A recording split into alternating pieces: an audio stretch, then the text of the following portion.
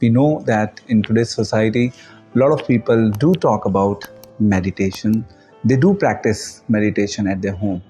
So when they meditate, they at times just close their eyes, they start thinking maybe in the middle of their eyes, or they try to have a check on their breathing pattern, like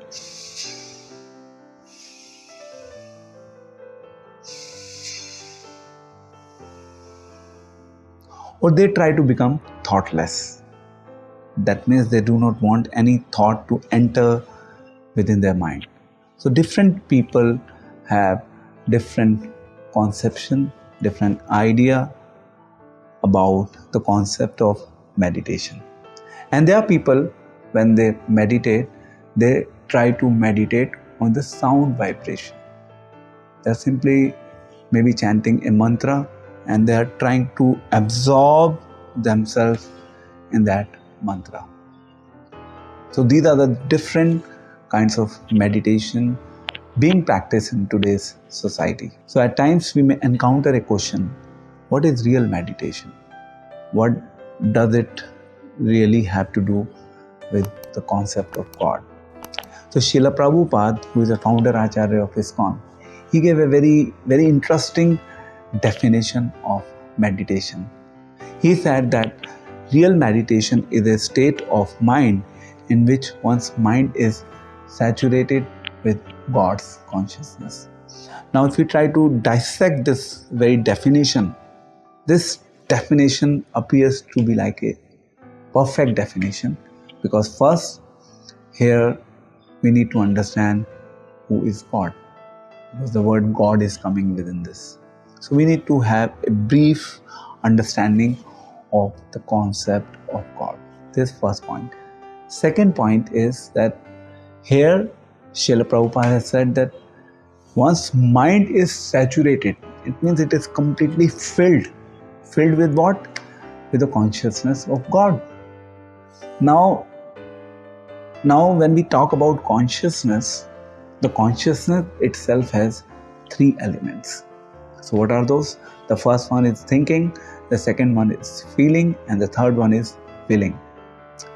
So we need to understand what God thinks or what God expects from us.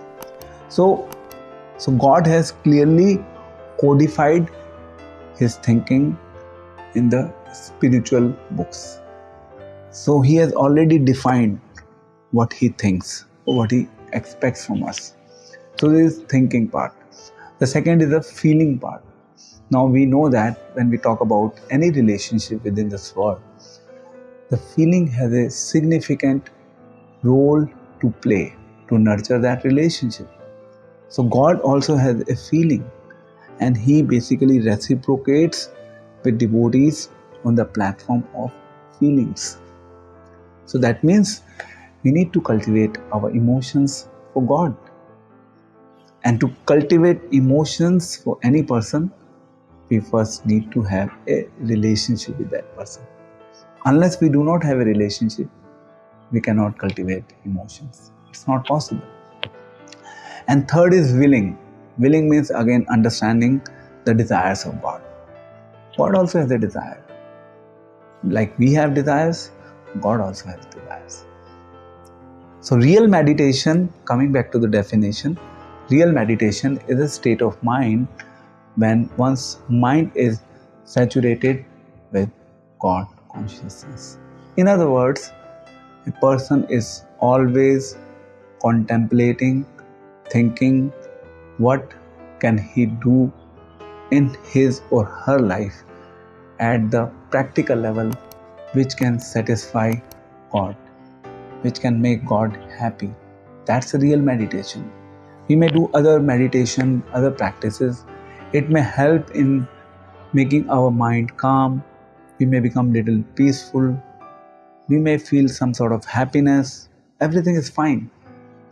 But ultimately, we have to connect ourselves with God's consciousness during the course of meditation. So there is an element of God that comes into the picture. We always have to remember it.